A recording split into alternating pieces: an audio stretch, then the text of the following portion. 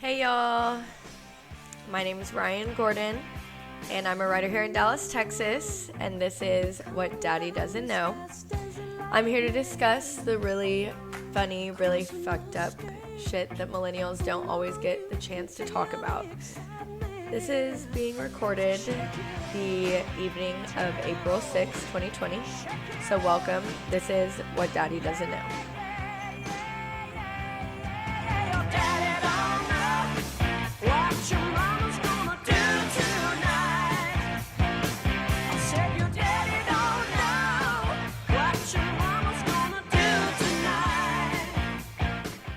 So again, the point of this podcast is that we want to reach out to generations outside of millennials and explain our take on the world.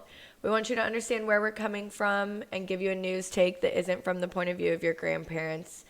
Ultimately, though, this is to inspire action and involvement among millennials. So thank you all for tuning in. If you're not a big podcast person, just throw it on while you're doing something else around the house, because I know that this is a lot of good information that you'll really be able to benefit from and take in. And please let me know what those activities are that you're doing right now in quarantine, because we're all looking for something to do to keep our mind off of the state of the world. That being said, I do want to open up this podcast for comments and suggestions. I'm constantly looking for topics to talk about and write about in general. So, welcome. This is What Daddy Doesn't Know. Welcome to the party, pal.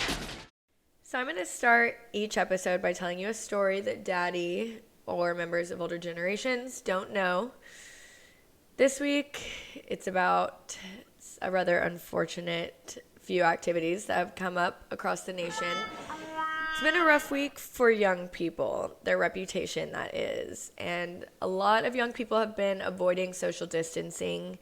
There were groups of high school kids walking around Pompano Beach in packs of 30 plus. Now these are high schoolers, but there were also a lot of people who continued to go on spring break about 4 weeks back in Clearwater Beach, and they were nationally reprimanded. But my story right now is a lot more recent, and it's about a bunch of students from Austin who traveled to Cabo San Lucas last week.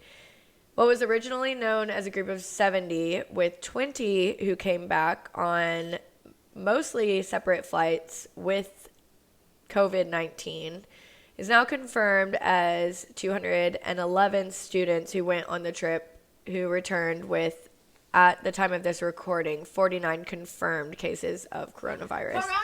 I'll put all my links in the bio as well. But of those 211 students, 178 of them booked their trip with JusCollege, which is a travel vendor.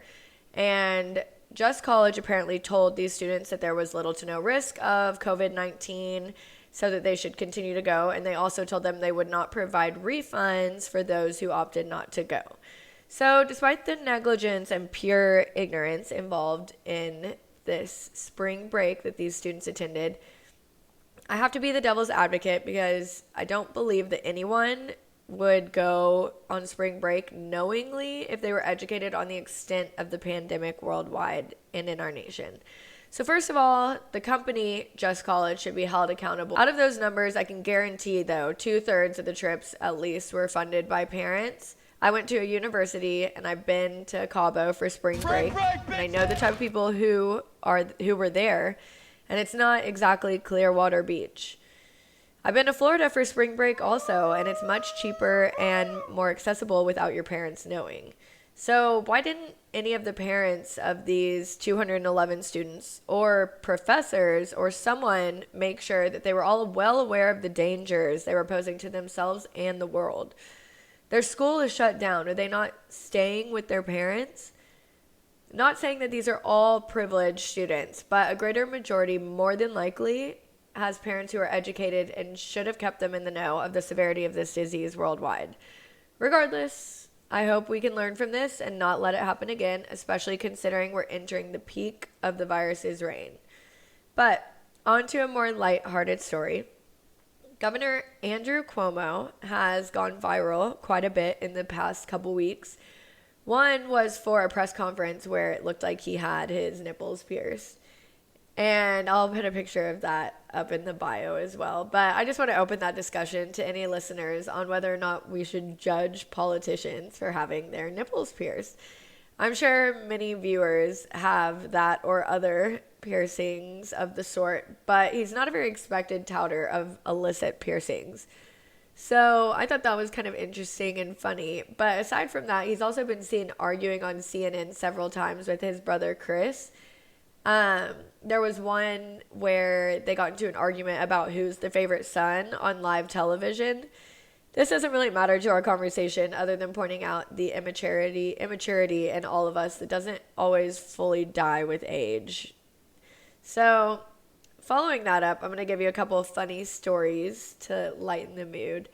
There was a video of a guy in the UK who dressed as a bush sneaking out of his house.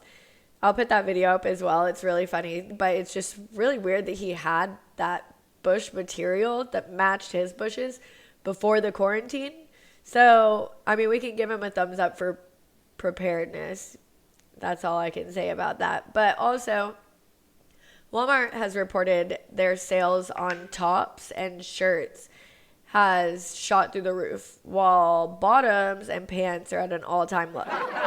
So, that being said, there's a lot of work meetings going on, and next time you're in a work meeting, just remember how we've always questioned the presence of pants, and that this more than likely is true, that a lot of people aren't wearing pants during your work meetings. But at the end of the day, that's okay. As long as they don't jump up and give a Zoom-worthy dick shot to the camera, then all right. But on with that, if y'all didn't know, Zoom has had some major hacks in this past week. They're calling it Zoom bombing. Apparently, a man with his penis jumped out in a classroom during a Zoom class. I know that the City Council of Bath, Maine ended early because of pornographic images being hacked in on a Zoom bomb. But that aside, I have one last negative story and then we'll move on. This one involves, again, mental health, my topic from last week.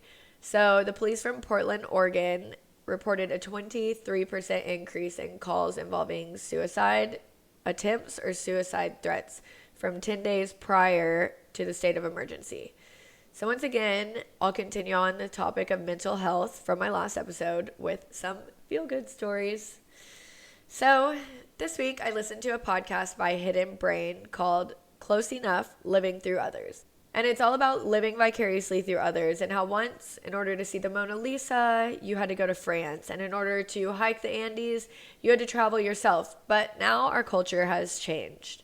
This podcast studies the silver lining of social distancing and some different ways in which people have begun to revel from the online experience, such as learning a new skill through YouTube. This is something that Gen Z is phenomenal at. They're better than millennials at this. My uncle's girlfriend's son is 17 and helping him renovate houses. And he left at one point and was like, don't touch this plumbing line. I'm going to work on that later. It's all kinds of messed up. Comes back a few hours later and the 17-year-old kid had looked up on YouTube how to fix the plumbing line and completely fixed it without the help of anyone but YouTube. So Gen Z is really amazing at figuring things out, problem solving, especially whenever it comes to technology. So that's something that we can learn from the younger generation is that level of creativity and productiveness. So on that note, creativity is booming right now. OnlyFans is a social media service big in the adult entertainment industry, as well as among fitness experts and other influencers. And they reported 3.5 million new signups in March, 60,000 of them being new creators. And in the first 2 weeks of March alone, this was a 75% increase from their normal level. So that's really exciting news. People really are getting out there and expanding their creative mind a lot. Obviously, a lot of adult entertainment providers as well. So at least we know that we have that to tune into if we get really bored. So a couple more feel-good stories. The U.S. Navy hospital ship USNS Comfort arrived in New York City to assist patients not affected with the coronavirus.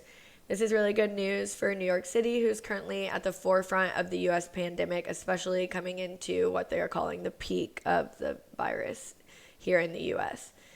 So that's not really the feel-good story that I have about this, though. The other day, there was a video on the news of crowds cheering on the first responders in New York City. So I just want to give a big thank you to all healthcare providers out there, and I hope that everybody who is not a healthcare provider is doing the same. Aside from that, one good outcome of all of this disarray is that we've seen a lot of pictures and news about nature reclaiming its home. There were mountain goats walking the streets in Wales, and the Venice canals have been almost completely cleared. You can see to the bottom, and a lot of fish are returning to them in many places. And a lot of great major cities have had a huge pollution decrease across the globe. So cities like Shanghai and LA, which I'll post a picture of on the bio and on Instagram, have seen such a huge decrease in smog that you can barely even see it anymore. And it's just really reassuring to know that the lack of cars being around, how much this is helping our globe. And, maybe this could be what we need to get our environment back on track. Maybe this will change the way employers allow us to work remotely. So I'm actually going to do a segment coming up about the ups and downs of working from home, where we'll talk to a couple people who kind of disagree on the productiveness that they experience working from home. So that'll be good. So stay tuned for that. Another story is a man in the UK ran a marathon in his backyard. That was a really heartening story to read. He spent 5 hours running back and forth across a 20-foot backyard. I don't have the attention span for that, but it basically just proves that you can do anything you want from your home if you really care to. Also, I don't know if you didn't hear about this yet, the family that dressed up as Tiger King for dinner. It's a hilarious Instagram video. I'll share that as well. It's probably going to inspire a lot of Halloween costumes. I'm kind of thinking of dressing up as Doc Antle myself. So finally, police in India have been dressing as the coronavirus to scare people. I don't know if you guys have seen this yet, but it's not scary at all. Definitely worth the effort. The costume is hilarious. It's like a huge virus head. Pretty funny. Worth the effort.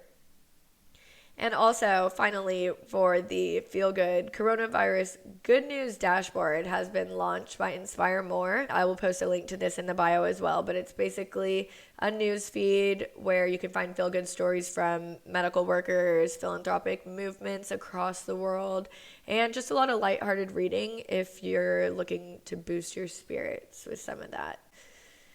So it's going to be it for today's show. Coming soon, I'll have some interesting topics like ways to make money during quarantine, tips on working from home. So please send any comments or ideas you have for those. And I'm also going to interview a local coronavirus survivor. It's actually one of my friends, but he has some really interesting stories to tell about his experience, trying to get tested, get results, and a lot more. So again, I'd like to thank everyone for doing their part in these tough times. And thank you for listening. Go check out the Instagram at What Daddy Doesn't Know. And please go like and subscribe to my YouTube channel and What Daddy Doesn't Know on Apple Podcasts. The link will be in the bio for both of those on each.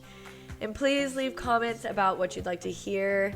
I really want to hear what you guys have to say. I know our voices are oftentimes overlooked, but I truly believe it's something that we need in the world. And I do have confidence that we can change the world. I hope you all agree. Thank you for tuning in. This is What Daddy Doesn't Know.